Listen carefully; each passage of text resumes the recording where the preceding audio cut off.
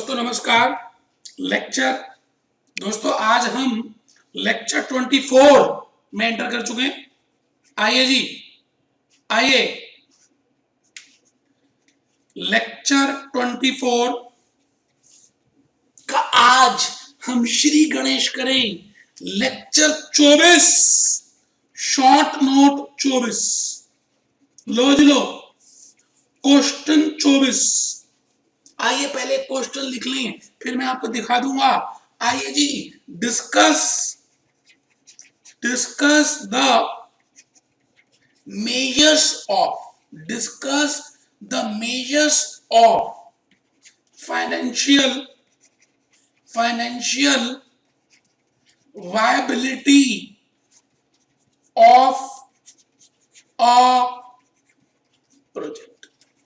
आराम से बेटे क्वेश्चन लिख ले। CS जून 2016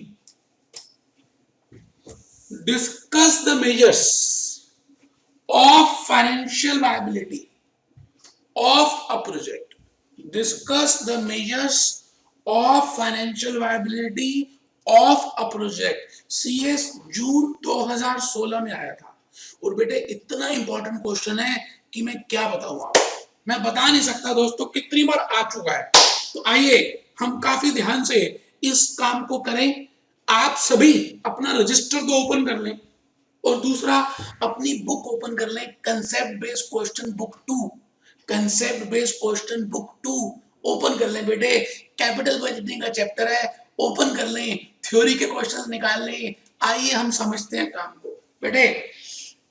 फाइनेंशियल, एक बच्चा कहता है ये चैप्टर कौन सा है? मैंने कहा बेटे ये चैप्टर पता कौन सा है?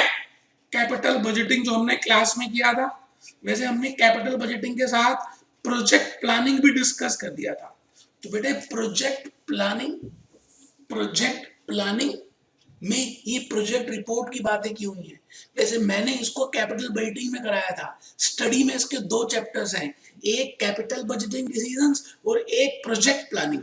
तो मैं आपके सामने एक बात रखने वाला हूं, आप ध्यान से सुनना बेटे। मैंने आपको एक बात बताई थी कि कैपिटल बजटिंग डिसीजंस जितनी भी होती हैं बेटे, बड़ी इंपॉर्टेंट डिसीजंस हैं। Capital budgeting decisions are very important decisions. क्यों बेटे? Because these decisions involve huge sum of money. बेटे बहुत पैसे लगते हैं।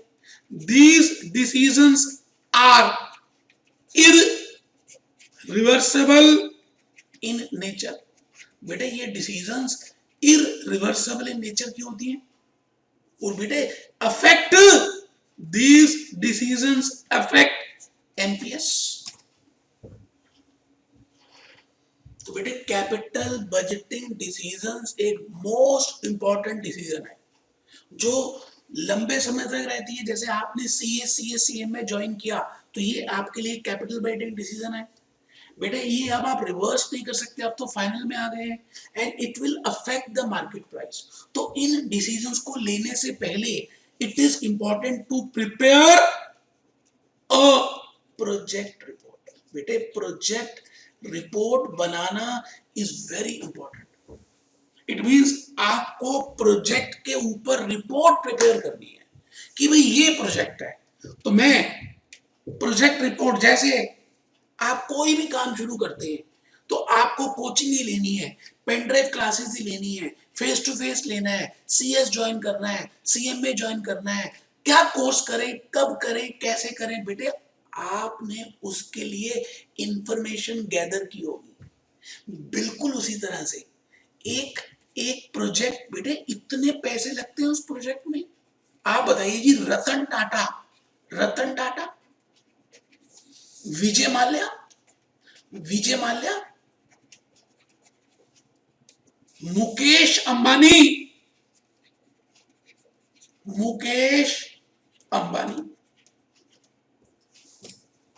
बेटे इन सभी ने नए नए प्रोजेक्ट शुरू किए। और एक बिजनेसमैन की एक स्पेशलिटी होती है, नए नए धंधों में काम करता है। धंधों जैसे सुनील भारती ने वॉलमार्ट शुरू किया, बेटे वैसे ही रतन टाटा ने नैनो का प्रोजेक्ट बनाने की बात की, बेटे विजय माल्या ने किंगफिशर एयरलाइंस की बात की, बेटे मुकेश अंबानी ने आजकल रिलायंस जियो की बात की। आप इस दुनिया में किसी को भी देख लीजिए, अगर कोई प्रोजेक्ट बनाता है तो उसमें huge sum, huge money, irreversible and it will affect the market price. तो आपको प्रोजेक्ट रिपोर्ट प्रिपेयर करनी चाहिए। और बेटे प्रोजेक्ट रिपोर्ट इतना इंपॉर्टेंट डॉक्यूमेंट है कि मैं आपको क्या बताऊं, जैसे जैसे जैसे जैसे खिलता गुलाब, जैसे सर्दी की धूप। तो मैं आपको बताने वाला हूं कि प्रोजेक्ट रिपोर्ट में रतन टाटा ने क्या क्या किया होगा, कौन कौन से एस्पेक्ट्स देखे होंगे। बेटे जब नैनो नैनो बनाने की बात आई कि नैनो कार हम बनाते, 1 लाख की कार, लख टकिया, लख टकिया, लख टकिया। तो क्या लगता है बेटे, नैनो बनाने से पहले रतन टाटा जी ने प्रोजेक्ट रिपोर्ट बनाई होगी या नहीं बनाई होगी? बिल्कुल बनाई होगी। बेटे उसके उसके लोकेशनल एस्पेक्ट्स देखे होंगे कि जो नैनो है वो कहां पे बनानी चाहिए, कौन सी सिटी में बनाए, लोकेशनल एस्पेक्ट्स, लोकेशनल एनालिसिस किया होगा। बेटे टेक्निकल एनालिसिस किया होगा कि उसमें हम कौन सी टेक्नोलॉजी यूज करेंगे। मार्केट एनालिसिस किया होगा कि मार्केट मार्केट में कौन कौन सी गाड़ियां इसी रेंज की हैं, 1 लाख की। बेटे बेटे इसके साथ साथ एक एनालिसिस और भी किया होगा जिसका नाम है फाइनेंशियल एनालिसिस, पॉलिटिकल एनालिसिस। आपको मालूम ही है कि रतन टाटा जी ने सबसे पहले प्रोजेक्ट बनाया था वेस्ट बंगाल में, सिंगूर में, और ममता बनर्जी ने उस प्रोजेक्ट को के ऊपर मिट्टी डाल दी। तो मैं आपके सामने इस समय खड़ा हूं और आपको ये कह रहा हूं कि आप जब भी सीएम में बनेंगे, बनेंगे बेटा, आपको अपने ऊपर विश्वास ना हो, मुझे तो आप पे पूरा विश्वास है। जब आप सीएम में बनेंगे ना मेरे बच्चे, तो आपको मैं बता दूं कि आपको बड़ी बड़ी डिसीजंस लेनी पड़ेंगी अपनी कंपनी के लिए, और उन डिसीजंस में नाम आएगा बेटे कैपिटल बजटिंग डिसीजंस का। लोकेशनल का मतलब है कि वो आपका जो प्लांट है कौन सी लोकेशन में हो, फैक्ट्री प्लांट कहाँ हो, रजिस्टर्ड ऑफिस कहाँ हो। आप किसी सीमेंट कंपनीज को देखिए बेटे, वो लाइमस्टोन पत्थर से सीमेंट बनाते हैं, उनके सारे के सारे प्लांट कहाँ हैं बेटे, जहां पर ये पत्थर मिलता है। लोकेशनल, जहां पे पानी अवेलेबिलिटी है, रॉ मटेरियल अवेलेबिलिटी है, लेबर अवेलेबिलिटी है, बेटे इसको बोलते हैं लोकेशनल। सॉफ्टवेयर की सभी इंडस्ट्रीज बेंगलोर के आसपास क्यों है? क्योंकि बेटे वहां का क्लाइमेट कुछ ऐसा है कि वो सॉफ्टवेयर को सूट करता है। इसका मतलब लोकेशनल एस्पेक्ट्स देखे जाते हैं, टेक्नोलॉजी देखी जाती है। आप कोई नया प्रोडक्ट लेकर आ रहे हैं तो यू हैव टू कंपेयर कि ओन आपकी टेक्नोलॉजी कैसी है और वर्ल्ड वाइड ग्लोबल टेक्नोलॉजी कैसी है। क्या आप कंपीट कर पाएंगे? क्योंकि आजकल के जमाने में आपको इंटरनेशनल कंपीट करना है। तो मैं अभी उन एनालिसिस में नहीं जा रहा, क्योंकि इस शॉर्ट नोट में एक ही बात पूछी है, what is the financial analysis. आप किसी भी प्रोजेक्ट की फाइनेंशियल एनालिसिस कैसे करेंगे, how you will do financial analysis of a project. तो बेटे financial analysis of a project में मैं आपको बताऊं, financial analysis, it means financial analysis is a part of a project report। एक प्रोजेक्ट रिपोर्ट का बेटे ये पार्ट होता है फाइनेंशियल एनालिसिस। प्रोजेक्ट रिपोर्ट का एक ये पार्ट है फाइनेंशियल एनालिसिस। और इस फाइनेंशियल एनालिसिस में मैं आपको एक बात और बता दूं, हम अलग अलग बातों को कंसिडर करेंगे। बेटे इस दुनिया ये शुरू होती है पैसे से और खत्म होती है पैसे में। तो फाइनेंशियल एनालिसिस प्रोजेक्ट रिपोर्ट का सबसे इंपॉर्टेंट पार्ट है। इसमें हम सबसे पहले देखेंगे cash flow, cash flow analysis. अभी बताऊंगा बेटे क्या होता है। उसके बाद मैं आपको बताऊंगा फाइनेंशियल डिसीजन क्राइटेरियाज। हम कुछ क्राइटेरियाज की मदद से ये चेक करेंगे कि ये प्रोजेक्ट में प्रॉफिट पॉजिटिव आएगा या नेगेटिव आएगा। बेटे हम इसमें निकालेंगे break even analysis, break even analysis कि इसमें हम कितने यूनिट्स प्रोड्यूस करें कि हमारे को नो प्रॉफिट और नो लॉस आ जाए। बेटे इसमें हम कंपेयर करेंगे, इसमें निकालेंगे sensitivity analysis, scenario analysis, scenario analysis, scenario और लास्ट है बेटे रिस्क एनालिसिस। एक बच्चा कहता है क्या ये सारे फाइनेंशियल एनालिसिस के पार्ट है? मैंने कहा हाँ बेटे ये फाइनेंशियल एनालिसिस के पार्ट है। तो मैं इस समय आपको जून 2016 का क्वेश्चन करा रहा हूं, अभी दिखाता हूं बेटे, अभी दिखाता हूं। जून 2016, जून 2016, जून 2016 आप चेक करिए। मैंने बेटे आपको उस दिन भी दिखाया था, आज भी दिखा देता हूं। ये देखिए question 24, discuss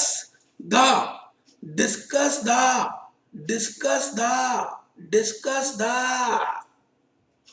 measures of financial viability of a project। आपको एक कंपनी की फाइनेंशियल वायबिलिटी के मेजर्स कैलकुलेट करने हैं। तो discuss the measures of financial viability of a project, CS जून 2016। तो बेटे इसमें मेजर्स में आज हम यही क्वेश्चन कर रहे हैं। आप प्लीज अपनी स्टडी भी खोल लें बेटे। मैंने जो आपको बुक दी है, बुक नंबर 2, बेटे आपको मैंने बुक नंबर 2 दी है। एक बच्चा कौन सी बुक? बेटे बुक नंबर 2 में मैंने आपको कैपिटल बजटिंग डिसीजन का चैप्टर लिखवाया हुआ मेरे बेटे, ये रहा बेटे page number 48, book number 2, book number 2, page 48, page 48, book number 2, question number 5। What are the steps taken by financial institutions while appraising the project? What are the steps taken by financial institutions for appraising the project?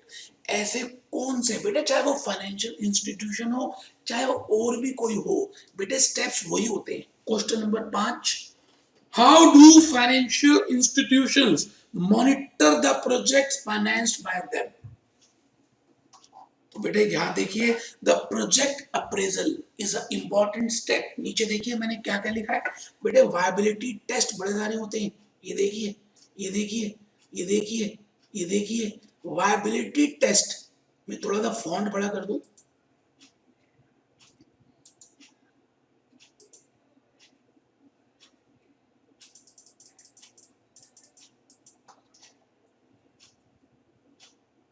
Technical aspects, financial aspects, economical aspects, commercial aspects, managerial aspects, society aspects, energy aspects, environment aspects. There are so many areas from the basis of which you have to analyze the project. बेटे इसलिए आपको उन्होंने एक ही short note पूछा है, कौन सा? Financial viability, financial viability. तो मैंने आपके सामने ये बुक खोल दी, आप प्लीज बुक खोल लें, पेज नंबर 48, 49। बेटे फाइनेंशियल वायबिलिटी में हमने अलग अलग बातें लिखी हैं। मैं भी बताता हूँ जी कहां पर है फाइनेंशियल वायबिलिटी।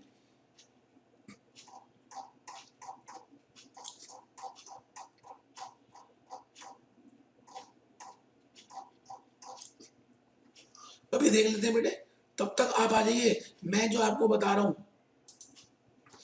आप लिख लें, रजिस्टर खोलें जी, रजिस्टर खोलें और फाइनेंशियल एनालिसिस लिख लें या फाइनेंशियल वायबिलिटी लिख लें, कुछ भी लिख सकते हैं बेटा, ईदर फाइनेंशियल एनालिसिस और फाइनेंशियल वायबिलिटी। तो बेटे इसमें हम पहला एनालिसिस लिख रहे हैं कैश फ्लो एनालिसिस, फिर हम लिख रहे हैं फाइनेंशियल डिसीजन क्राइटेरिया एनालिसिस, फिर हम लिख रहे हैं ब्रेक इवन एनालिसिस, फिर हम लिख रहे हैं सेंसिटिविटी एनालिसिस, फिर हम लिख रहे हैं सिनेरियो एनालिसिस, फिर हम लिख रहे हैं रिस्क एनालिसिस। इसका मतलब फाइनेंशियल टेस्ट में, फाइनेंशियल एनालिसिस में, फाइनेंशियल अप्रेजल में हम ये 6 बातों को लिख रहे हैं। कैश फ्लो एनालिसिस सबसे इंपॉर्टेंट है जी। कैश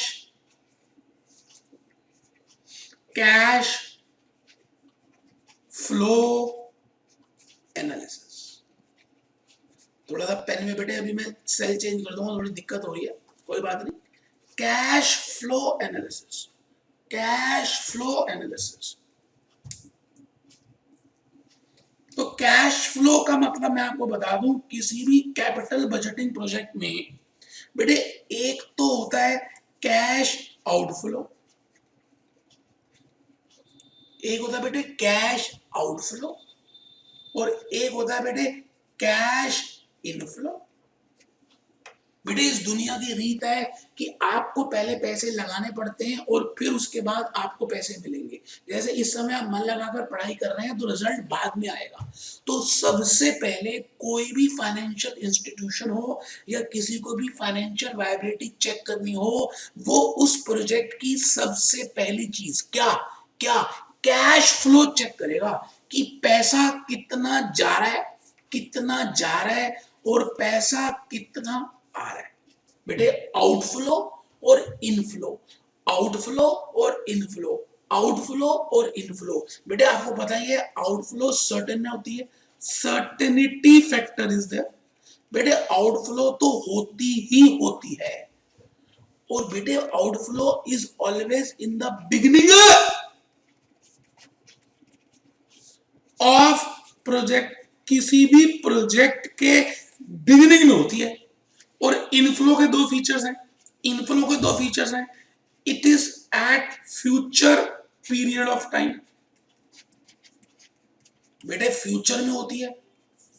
और दूसरी बात अनसर्टेनिटी, अनसर्टेनिटी बेटे अनसर्टेनिटी फैक्टर होता है।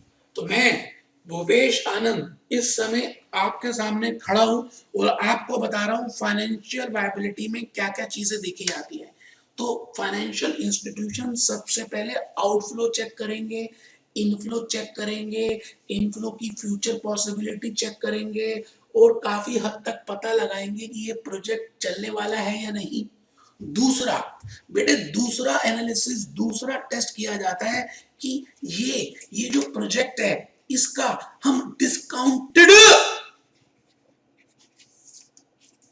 कैश फ्लो क्राइटेरियास, बेटे हम इसके डिस्काउंटेड कैश फ्लो क्राइटेरियास निकालेंगे। डिस्काउंटेड का मतलब क्या बेटे, हम इसका एनपीवी निकालेंगे, net present value, net present value. बेटे हम प्रॉफिटेबिलिटी इंडेक्स निकालेंगे,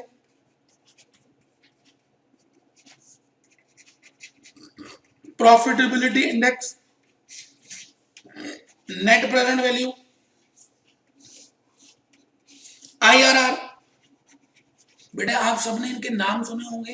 तो फाइनेंशियल इंस्टीट्यूशन उस प्रोजेक्ट की प्रेजेंट वैल्यू ऑफ इनफ्लोस निकालेगा, प्रेजेंट वैल्यू ऑफ आउटफ्लोस निकालेगा, इनफ्लोस में से आउटफ्लोस लेस करेगा, और जो फिगर आएगी उसको एनपीवी बोलेगा, और वो एनपीवी अगर पॉजिटिव होगी तो एक्सेप्ट करेगा।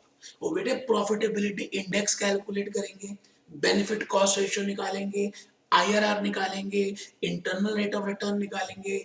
उसके बाद जाकर कहीं पता चलेगा कि ये प्रोजेक्ट फाइनेंशियली वायबल है या नहीं। बेटे एनपीवी शुड बी पॉजिटिव, बेटे एनपीवी तो पॉजिटिव होनी चाहिए, और बेटे profitability index should be greater than 1। Profitability index 1 से ज्यादा होना चाहिए, और एनपीवी पॉजिटिव होनी चाहिए, और आईआरआर हायर वाला लेना चाहिए। Higher IRR is better. बेटे आईआरआर जितना ज्यादा होगा उतना बढ़िया, क्योंकि आईआरआर का मतलब है कि जहां पर इनफ्लोज और आउटफ्लोज बराबर आ जाए। तो मैंने आपको दो बातें बता दी। एक बात मैंने बताई कैश फ्लो, ये देखिए बेटे, ये देखिए कैश फ्लो एनालिसिस बता दिया, फाइनेंशियल डिसीजन क्राइटेरिया बता दिए। अब मैं आ गया थर्ड पॉइंट में, break even analysis. Break even, break even आपको पता है ब्रेक इवन का मतलब क्या होता है? एक ऐसा एनालिसिस जो आपको मदद करेगा ये बताने में कि आपके कितने नंबर कम से कम आने चाहिए। जैसे आपको किसी भी प्रोफेशनल एग्जामिनेशन को पास करने के लिए 50% चाहिए, बेटे 50% का एग्रीगेट चाहिए। अब अगर आपको ये बात नहीं पता होगी तो आप उस हिसाब से मेहनत नहीं करोगे।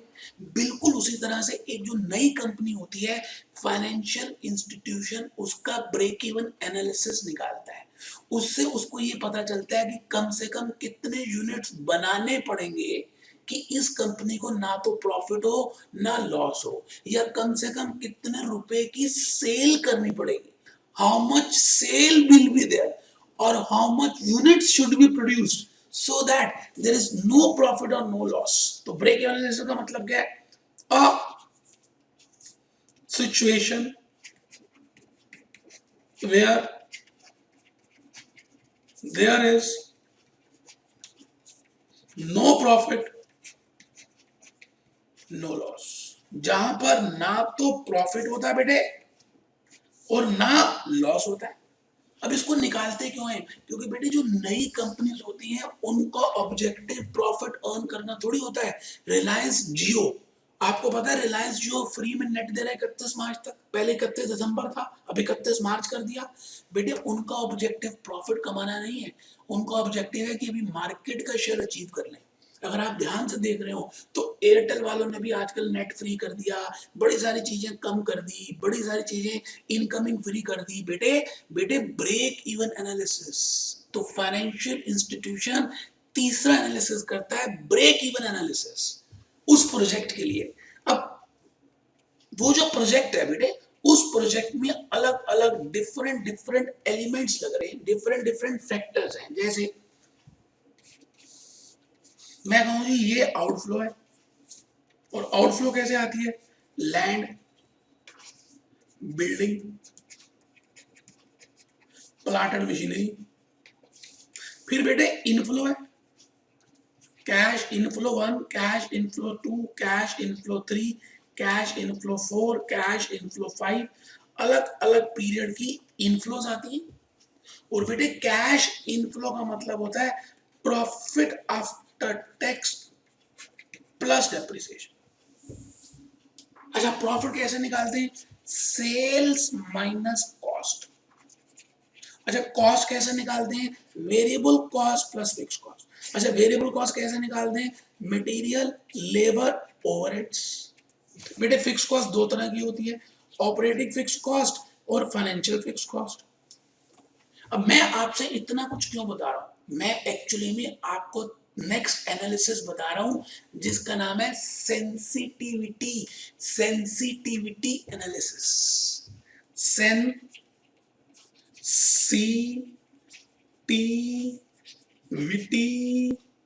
एनालिसिस, बेटे सेंसिटिविटी एनालिसिस।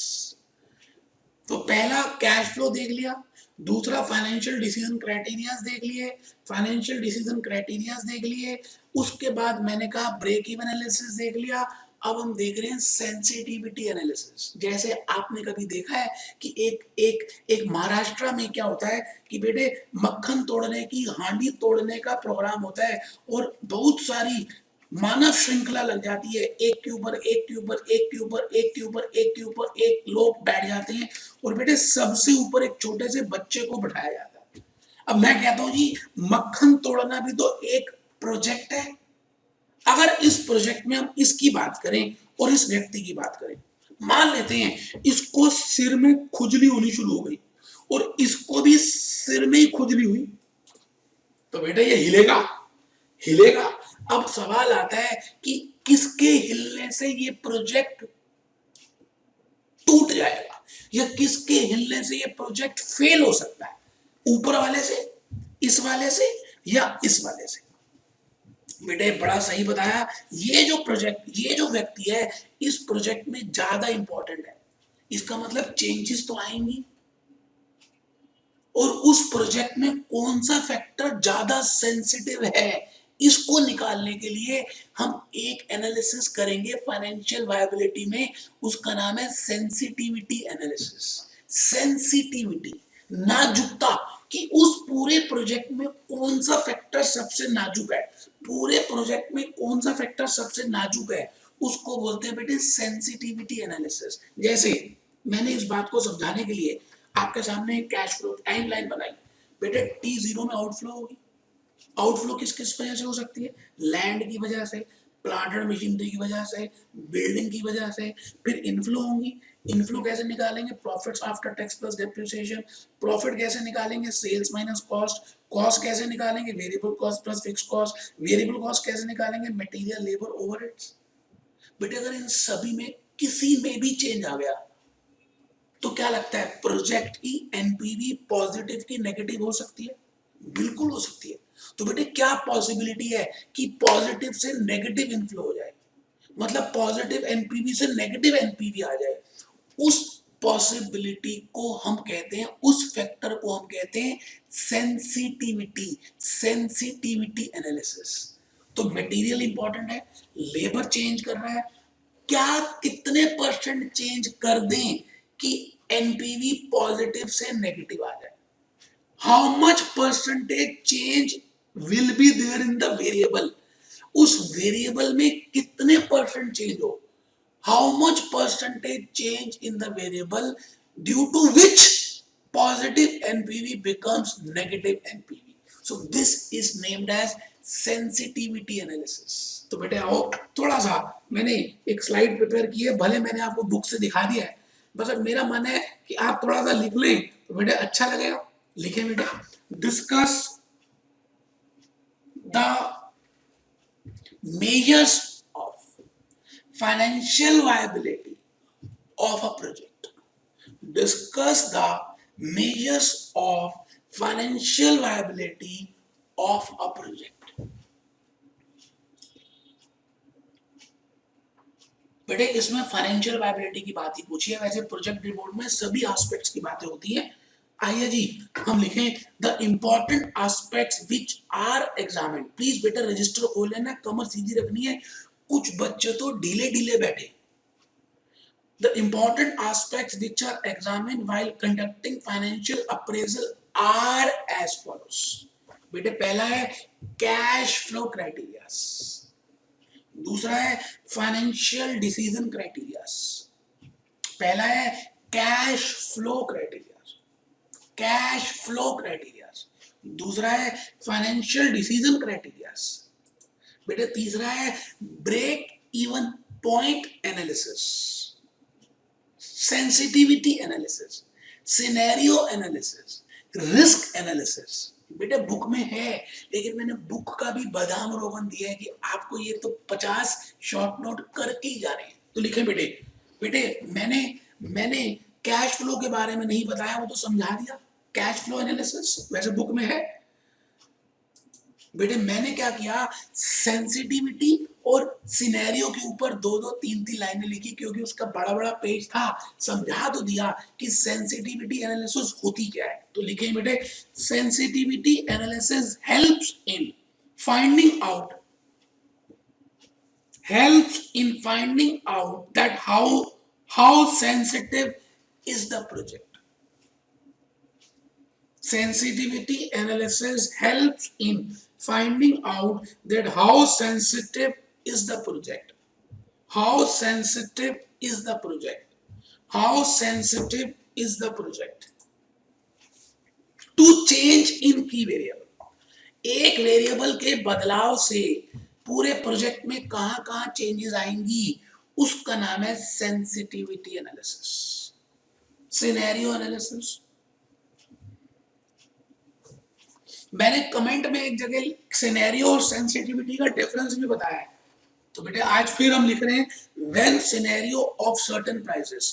बेटे सेंसिटिविटी में हम एक एक फैक्टर को चेंज करते हैं, सिनेरियो में हम सारे फैक्टर्स चेंज करते हैं, सेलिंग प्राइस भी, वेरिएबल कॉस्ट भी, हर चीज बदल जाए तो फिर आपका एनपीवी पॉजिटिव आएगा या नेगेटिव आएगा। ये होता है बेटे फाइनेंशियल वायबिलिटी को निकालने का एक स्टेप। तो लिखें बेटे, सिनेरियो एनालिसिस में लिखें when scenario of certain prices comma cost and other variables are created. When scenario of certain prices cost and other variables are created and financial parameters are computed। तो बेटे उसको हम बोलते हैं scenario analysis. Scenario analysis, scenario analysis, then it is named as scenario analysis. और बेटे हम इसके बाद बात करेंगे रिस्क एनालिसिस की, कि रिस्क एनालिसिस में इस प्रोजेक्ट के फेलियर का क्या रिस्क है, कितना रिस्क है, उसकी टेक्निक्स है बेटे। वो इसमें नहीं बताना क्योंकि फाइनेंशियल वायबिलिटी पूछा है, वैसे रिस्क एनालिसिस पूछो तो आपको बताना है वही risk adjusted discounting rate, certainty equivalent coefficient, बेटे डिसीजन ट्री, बेटे डिपेंडेंट प्रोबेबिलिटीज, बेटे इंडिपेंडेंट प्रोबेबिलिटीज, बेटे सिमुलेशन, बेटे लीनियर प्रोग्रामिंग। तो फाइनेंशियल वायबिलिटी में आपको यहीं तक बताना है, इसको एक्सप्लेन करना है। मुझे लगता है कि आप अब शॉर्ट नोट लिख पाएंगे, बुक से भी बता दिया मैंने, समझा भी दिया। इन्हीं बातों के साथ मैं आज का लेक्चर यहीं पे फिनिश करता हूं।